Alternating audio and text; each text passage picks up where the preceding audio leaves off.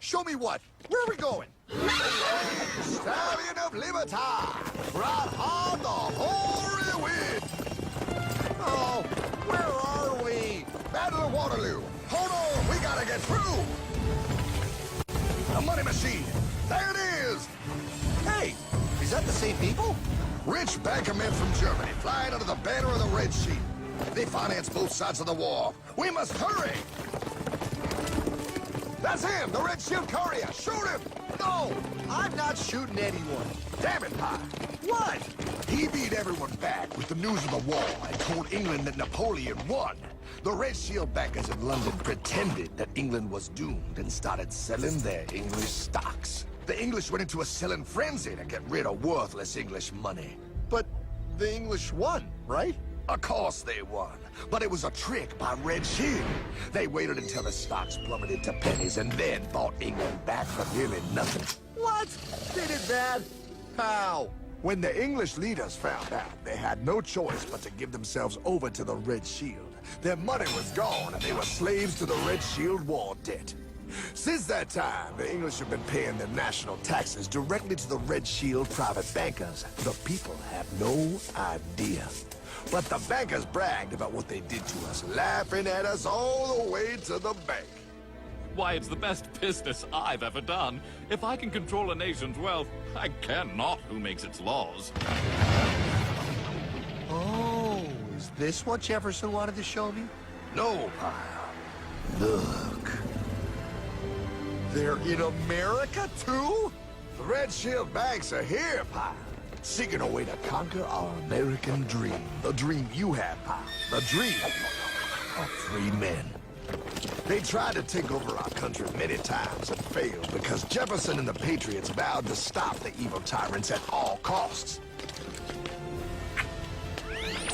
By authority of eternal God, he would not let the bankers win here. To preserve our independence, we must not let our rulers load us with perpetual debt. We must make our choice between economy and liberty or profusion and servitude. Wow. I place economy among the first and most important of Republican virtues, and public debt is the greatest of the dangers to be feared. It is incumbent on every generation to pay its own debts as it goes. We must have a central bank to secure this country's finances. If the American people ever allow private banks to control the issue of their money, first by inflation and then by deflation, the banks and corporations that will grow up around them will deprive the people of their property until their children will wake up homeless on the very continent their fathers conquered. Jefferson, you're mad. This country will have a central bank. Who's that? America's first Secretary of Treasury. Alexander Hamilton? Not for long. Aaron Burr, Thomas Jefferson's vice president. They didn't take too kindly to our first Sec Treasury. Sweet shot, Burr. The first attempt at a central bank only lasted 20 years and we shut it down. But the bankers tried again against Old Hickory President Andrew Jackson. You are a den of vipers and thieves. I intend to rout you out, then by the eternal God, I will rout you out.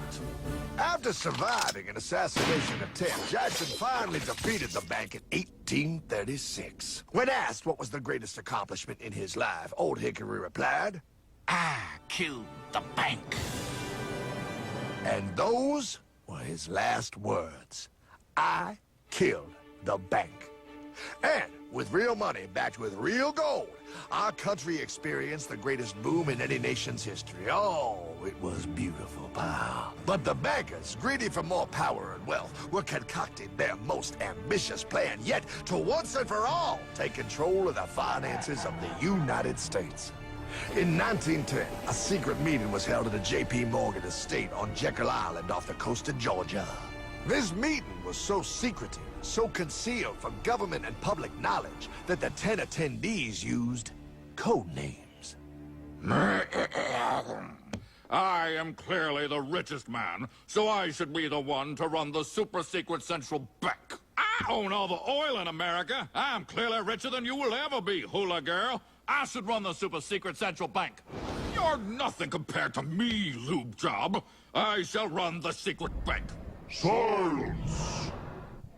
Supreme Master Leader, I didn't know you were gonna be here. I'm not. Neither are you, dumbass. Oh, yeah, right. He's so smart. None of you shall run the bank. We have failed in the past because of openness. This time, the key to success is secrecy. The people must believe that they run the bank. Yes, brilliant! A sneak attack. What's the plan? We first create panic, then we show them the solution.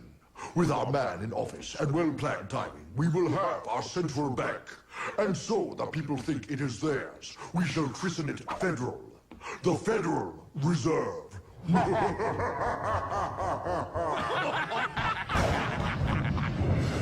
They struck on December 23rd, 1913. When most of our Congress were at home eating fruitcake, these bastards, I mean bankers, presented their treasonous act to their newly elected accomplice, Woodrow Wilson, who had fortuitously already agreed to sign it before he was even elected. Wait, the IRS? I thought we always had the IRS. No, pal. They did this to us too. The Fed now has the exclusive power to print America's money. They loan this money to our banks and our government at interest, putting immediate debt on our own money, printing more and more, so each dollar they print becomes worth less than the one before.